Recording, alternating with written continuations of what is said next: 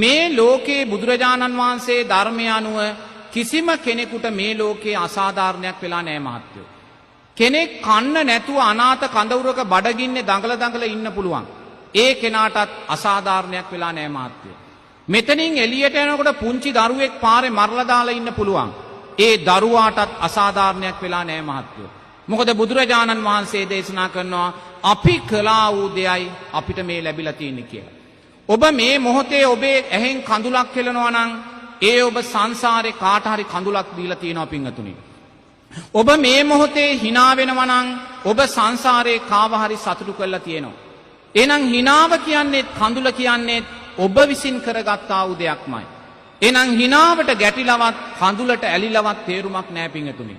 එහෙනම් මේ ජීවිතේ ජීවන ගමනේ යද්දී අපේ ජීවිතයට යම් ප්‍රශ්නයක් ගැටලුවක් බාධකයක් එනවා නම් මහත්තයෝ අපි ඒ තුලින් දකින්න ඕනේ මොකද්ද? අපේ අකුසල් විපාකයක් තමයි මේ විපාක දෙන්නේ කියලා. අපි අකුසලයක් විපාක දෙනවා නම් අපි මොකද්ද කරන්න ඕනේ? කුසලයේ තුලින් ශක්තිමත් වෙන්න ඕනේ.